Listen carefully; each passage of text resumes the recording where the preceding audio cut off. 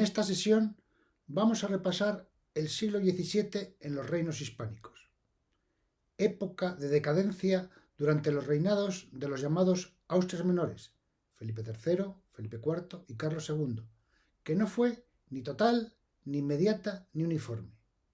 En plena guerra de los 30 años, conflicto generalizado en toda Europa, en torno a 1640 se producen las rebeliones internas de Cataluña, Portugal y Andalucía, cuyos efectos marcarán las décadas siguientes e incluso se prolongarán, en algunos casos, hasta nuestros días. Paso a paso.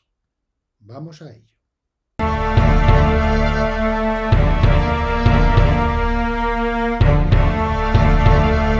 Himno El Segador.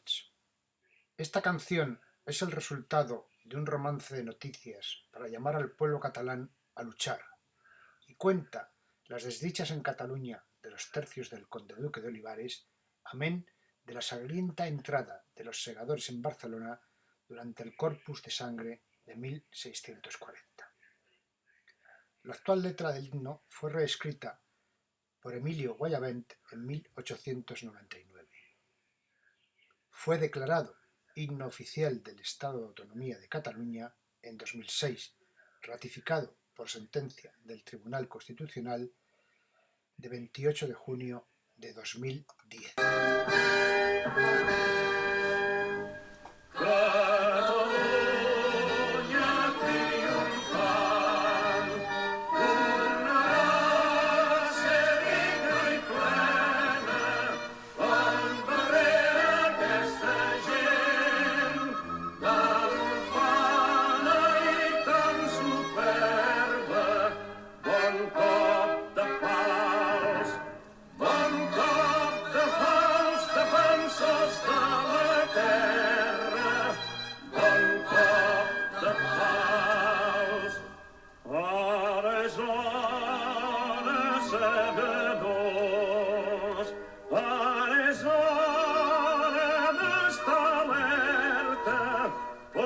Quan vingui un altre juny, pues movem ben bé les eines. Bon cop de falç, defensors de la terra. Bon cop de falç, que tremoli l'enemic en veient la nostra ensenya, com fem caure espigues d'or. Quan convé seguem cadenes. Bon cop de falç. ¿Cómo pudo llegarse a esta situación en Cataluña? ¿Y en Portugal? ¿En Andalucía? ¿En Flandes? Hay que tener en cuenta los desorbitantes gastos de las continuas guerras en Europa, la ruina económica y demográfica de Castilla y la negación de otros reinos hispánicos, Cataluña y Portugal fundamentalmente, a colaborar en los gastos. Estamos en la etapa que se conoce como de los Austrias menores, tras la muerte de Felipe II en 1598 hasta 1700. Josep Pérez, que es un historiador que ya hemos comentado, en La frustración del imperio 1476-1714, que forma parte de la historia de España dirigida por Mañón Turol de Lara, señala algunas de las causas. Por una parte está la lenta agonía de una dinastía, que es a la par fracaso de los valores que había querido representar. Recuerden que fundamentalmente la unidad religiosa. La decadencia no fue ni total, ni inmediata, ni uniforme. Los focos políticos y culturales pasan del Mediterráneo al Atlántico. Estamos hablando, señala Pérez, de decadencia de España o decadencia de Castilla. La monarquía católica reunía varios territorios bajo el mismo cetro, pero el peso principal de la política imperial siempre recayó sobre Castilla. Los demás reinos y señoríos no fueron casi afectados ni interesados, protegidos por sus fueros. Lograron situarse más o menos al margen de las contiendas ideológicas y militares. Durante el siglo XVII, La monarquía intentó renovarse, haciendo que aquellos territorios participasen más en los gastos y en la defensa común. El intento venía tarde y fracasó. Los tres reyes y la regente María de Austria, madre de Carlos II, dejaron el poder en manos de los válidos. Entre ellos destacó Gaspar de Guzmán, conde duque de Olivares, que gobierna de 1621 a 1643, más de 20 años. Cánovas del Castillo, a fines del siglo XIX, le reivindicó como un hombre de estado de amplias miras, dinámico, reformista y hostil a las oligarquías tradicionales. La crisis de los años 40, Revolución Catalana, independencia portuguesa, separatismo andaluz, que estuvo a punto de hundir la monarquía, fue consecuencia directa de las guerras europeas, Francia y Flandes, que terminarán perdiéndose. John Eliot, un historiador británico que ha escrito un libro fundamental, La España Imperial, 1469-1716, señala la despoblación de Castilla como una de las causas de la decadencia. Castilla, ya hemos dicho, que soportaba el peso del imperio, pero la economía de Castilla da muestras de estancamiento y regresión. Las 11 ciudades que ven en el gráfico, que presentan descenso de población, pertenecen a la mitad norte, la región más afectada por la guerra con los Países Bajos y la piratería en el Golfo de Vizcaya. Castilla no tenía capacidad de producir el grano que necesitaba. Se importaba de Europa y los pueblos quedaron desiertos.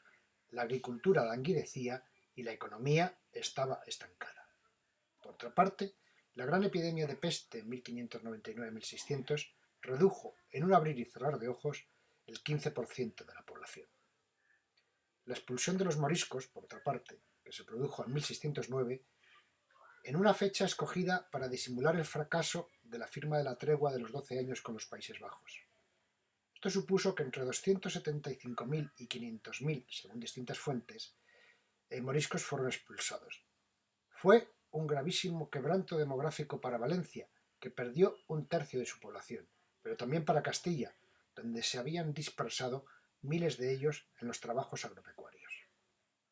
La expulsión de los moriscos ejemplifica la total despreocupación de los gobernantes por las realidades económicas y la adopción de soluciones populistas sin tener en cuenta las consecuencias de las mismas.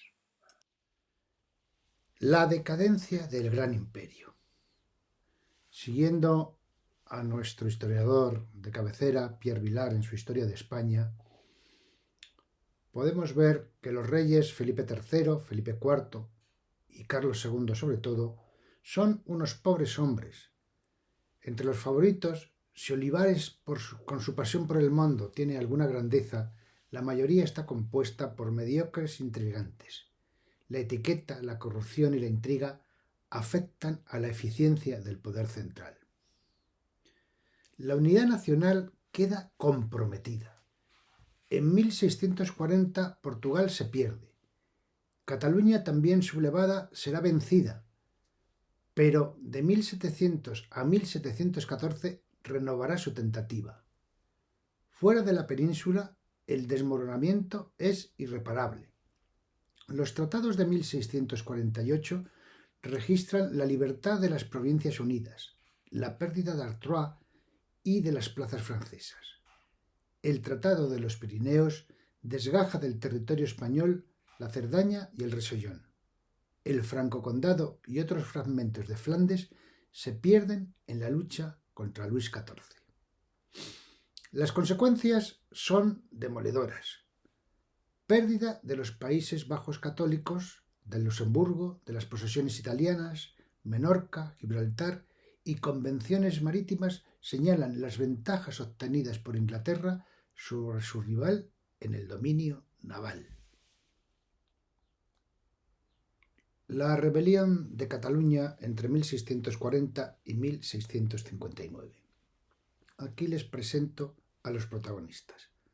Por parte del poder central de los reinos hispánicos, y concretamente de Castilla, tenemos al rey Felipe IV, al conde de Santa Coloma, al conde duque de Olivares, Gaspar de Guzmán, y a Juan José de Austria, virrey de Cataluña, que terminará con el conflicto. En la parte que podríamos decir catalana, sin embargo, lo que tenemos es una gran influencia francesa. Por una parte tenemos a Luis XIII, que será nombrado por los catalanes conde de Barcelona. El intrigante es el cardenal Mazarino, valido de Luis XIII. Y a la sucesión de Luis XIII tenemos ya al rey Sol, a Luis XIV, que continuará con ese título de conde de Barcelona. En la parte catalana tenemos a Pau Clarís, presidente de la Generalitat de Cataluña. La rebelión de Cataluña tuvo su origen en la unión de armas del conde-duque de Olivares. Seguimos lo señalado en este aspecto por Josep Pérez. En plena guerra de los 30 años, 1638-1648, un conflicto que reunió o enfrentó prácticamente a la totalidad de Europa, tenemos por una parte a Castilla, al Sacro Imperio Romano Germánico, que comprendía Austria, Baviera y la Liga Católica, la Italia española, Polonia y Lituania, el Janato de Crimea y los cosacos de Zaporilla, que luchaban contra Francia, Suecia, las Provincias Unidas de Holanda, Dinamarca y Noruega, Escocia, Bohemia, Sajonia, Palatinado, Prusia, Transilvania con el apoyo del zarato ruso y el Imperio Otomano. El conde-duque de Olivares ideó la unión de armas, que consistía en repartir el peso de la política imperial, soportada por la corona de Castilla, con el resto de los reinos hispánicos cuyo monarca era Felipe IV, con el fin de formar un ejército común abastecido y mantenido por cada provincia en proporción a su población y su riqueza. En los territorios de la Corona de Aragón lo aceptan a regañadientes las Cortes de Aragón y Valencia y lo rechazan las Cortes de Cataluña. En 1636 Francia ataca ambos lados de los Pirineos, Fuenterrabía y Perpiñán. Olivares decide contraatacar con un ejército de 40.000 hombres desde Cataluña para forzar así su intervención en hombres y dineros, ya que los catalanes se niegan a servir al rey fuera de su tierra. La presencia del ejército en Cataluña crea una serie de conflictos que degeneran en el llamado Corpus de Sangre. Vamos a repasar ahora la sucesión de acontecimientos en la rebelión de Cataluña en una secuencia en la que vamos a ir fecha por fecha, siguiendo al profesor Alain Beguet. El 1 de febrero de 1640, el señor del castillo de Palautordera, Antoni de Fluvià, un pacífico caballero aficionado a la pintura, su mujer, su hija y sus criados, son asesinados por las fuerzas del tercio napolitano de Espatafora, que actuaban a las órdenes o dependían de Felipe IV. El 9 de marzo de 1640 se publica una pragmática real por la cual las tropas acantonadas en Cataluña deben ser alojadas, alimentadas y pagadas a expensas del Principado. Se produce un profundo malestar entre la población rural, la más pobre. La Diputación y el Consell de Barcelona protestan legalmente ante el virrey conde de Santa Coloma. El 15 de marzo de 1640, el virrey ordena la detención del diputado militar del Consell, Francesc de Tamarit. El 30 de abril de 1640, en Santa Coloma de Farners, queman vivo al alguacil real Miquel Joan de Montrodon, que había ido a poner orden. El 2 de mayo de 1640, el obispo de Girona, Gregorio Parcero, excomulga a los tercios napolitanos de Leonardo Moles por saquear e incendiar la iglesia de Riudarenes. El 14 de mayo de 1640, las tropas del tercio, en represalia al asesinato del alguacil Miquel Joan, arrasan la ciudad de Santa Coloma de Farners. La revuelta se extiende por el Empordà, la Selva, el Vallès, de modo que los campesinos de los pueblos se van agrupando en bandas armadas para expulsar a las tropas y consiguen liberar a Tamarit. El 6 de junio de 1640, el virrey Santa Coloma, tras consultar a Olivares, se compromete a retirar las tropas de Cataluña. Al día siguiente comienzan las fiestas del Corpus Christi, que durarán 8 días, y deben atender los últimos detalles. Se celebra una corta reunión con los líderes locales para informarles y se deja los detalles para más adelante. El 7 de junio de 1640, un grupo de 400 o 500 hombres, vestidos de segadores, entran en Barcelona. Parece que entre los auténticos segadores hay insurgentes que han combatido contra las tropas en las comarcas del norte de Barcelona. Están principalmente en contra de los jueces de la audiencia, es decir, aquellos que han impuesto los alojamientos y que no han impedido los abusos de los soldados. Se producen una serie de altercados y de hechos sangrientos. El virrey huye de la fortaleza de Montjuïc, pero es alcanzado y asesinado. Le requisan unas cartas de Felipe IV y de Olivares en las que le ordenaban permitir la sublevación para luego reprimirla y suprimir los fueros. El 9 de junio de 1640, el caudillo de esta revuelta, Corpus de Sangre, es Rafael Goday, del Prat de Llobregat, un delincuente común escapado de la cárcel el 22 de mayo anterior, cuando fue liberado Tamarit. Junto con Goday se infiltran, camuflados de segadores, grupos de agitadores, singularmente del delta del Llobregat, pero también de otros lugares. Está demostrado que ninguno de los segadores llevaba hoz. Los auténticos segadores iban a Barcelona a disfrutar de un día de fiesta, por lo cual no parece indicado que llevaran herramientas de trabajo. Todos los muertos, unos 20, lo fueron por arma blanca o arma corta, si bien hay indicios que hacen suponer que los diputados y consellers estaban en connivencia con los rebeldes. Se carece de una clara evidencia.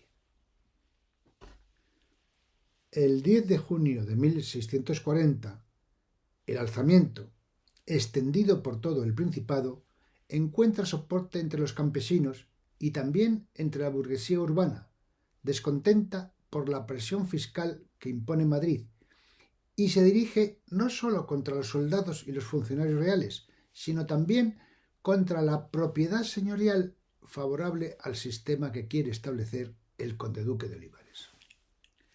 La Guerra dels Segadors, 1640-1652, que así se conoce históricamente este alzamiento, coge de esta manera un sentido de afirmación de la soberanía nacional catalana, coincidente con la revuelta de Portugal, de la cual saldrá la independencia de aquella nación. En el verano de 1640, Felipe IV manda un ejército de 40.000 hombres al mando del marqués de Vélez para restaurar el orden. En otoño entran en territorio catalán. Los abusos y matanzas que provocan radicalizan a los nacionalistas catalanes. En octubre de 1640, Pau Clarís, presidente de la Generalitat de Cataluña, busca ayuda francesa. Su sobrino, Francesc de Villaplana, negocia en su nombre. Acceden a pagar un ejército francés de 3.000 hombres que Francia enviará a Cataluña y se les permite usar los puertos. El 16 de enero de 1641, la Corte sin brazos de Cataluña se proclama la República y se pone bajo el amparo de Luis XIII, rey de Francia, nombrándolo conde de Barcelona. El 26 de enero de 1641, el ejército franco-catalán derrota a las tropas de Felipe IV en la batalla de Montjuïc. Año 1644. Las tropas de Felipe IV conquistan Lérida. En Cataluña se inicia a la vez una guerra civil. La nobleza y la Iglesia catalana, asustados por la violencia de los campesinos, se alejan de la Generalitat y Luis XIII. Pasan varios años y llegamos al 11 de junio de 1651. Llega Juan José de Austria, hermano bastardo del rey, que por entonces era virrey de Sicilia. Llega al Principado de Cataluña desembarcando en Tarragona. Entre agosto y octubre de 1651, las tropas de Juan José de Austria sitiaron Barcelona. Pasado el invierno y durante la primavera de 1652, que se había producido en la ciudad peste y hambre, la resistencia de la ciudad se fue haciendo insostenible. En ese contexto, el 5 de mayo de 1652, Felipe IV había autorizado a Juan José de Austria a ofrecer perdón general a los catalanes, lo que hizo en una carta escrita a la ciudad de Barcelona y leída en el Consejo de Ciento el 9 de octubre. El 11 de octubre, el conseller en cap de Barcelona, Rafael Casamillana, pidió oficialmente el perdón de la ciudad y 2 días después, el 13 de octubre de 1652, Barcelona abría sus puertas a las tropas de Felipe IV, poniendo fin a una rebelión que había durado 12 años. Queda pendiente, hasta la paz de los Pirineos, derivada de esa guerra de los 30 años que ya les he comentado, la presencia militar de Francia en una parte del Principado, el Rosellón y la Cerdeña, que terminarán en poder de Francia. Ocurre que en paralelo con esa situación que se había provocado en 1640, aunque tenía antecedentes, se produce la rebelión e independencia de Portugal. Por el Estatuto de Tomar de 1581, cuando accede al trono de Portugal Felipe II, los portugueses estaban casi exentos de toda carga fiscal. La Unión de Armas de Olivares les exige una contribución anual de 500.000 cruzados. En 1637 se produce un levantamiento popular antifiscal en Évora, que se extiende al Algarve y el Alentejo. El 14 de junio de 1639, Felipe IV suprime el Consejo de Portugal. Los nobles portugueses lo rechazan y ponen sus ojos en los derechos hereditarios de la Casa de Braganza. Los intereses lusos en Brasil son atacados por los holandeses. Tras la rebelión de Cataluña en 1640, João de Pereira, duque de Braganza, es requerido para que se traslade a Madrid. Un grupo de nobles lo impiden y asesinan a los soldados de Olivares en Lisboa y lo proclaman rey el 1 de diciembre de 1640 con el nombre de Juan IV. La virreina Margarita de Saboya es destituida y trasladada a la frontera. La Guerra de los 30 años y la situación en Cataluña impiden una respuesta efectiva de Felipe IV.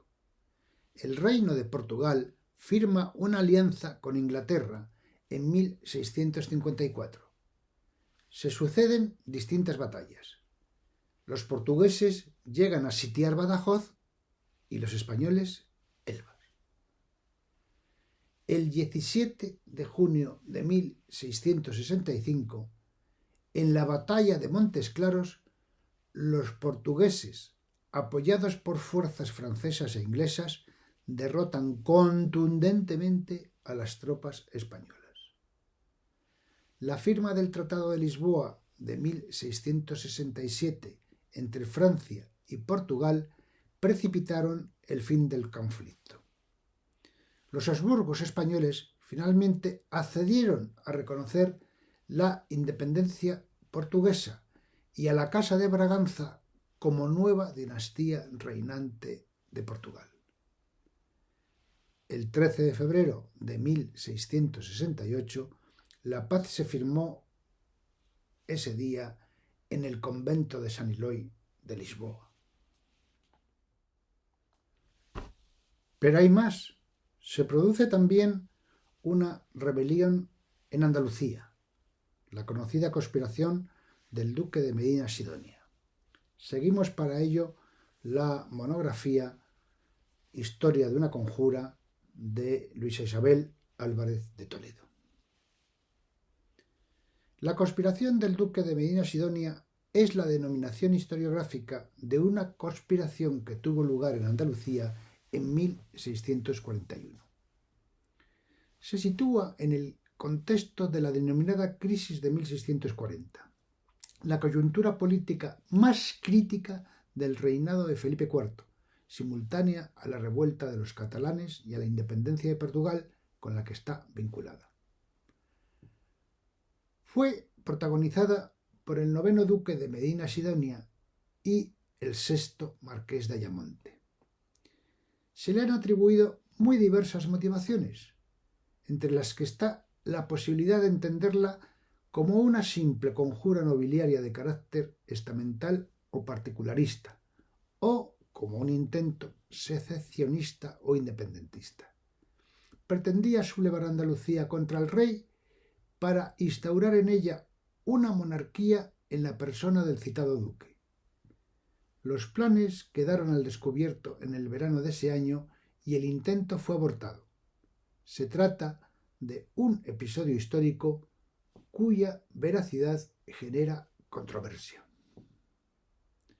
El 1 de diciembre de 1640, Felipe IV y Olivares encomendaron a Medina Sidonia la capitanía general de un ejército para reconquistar Portugal desde Ayamonte. El duque no estaba por la labor, ya que su hermana, Luisa de Guzmán, esposa del duque de Braganza, acababa de ser proclamada reina consorte de Portugal en Lisboa. Medina Sidonia retrasa los preparativos para el ataque y Antonio de Isasi, un enviado de Madrid, descubrió la conspiración.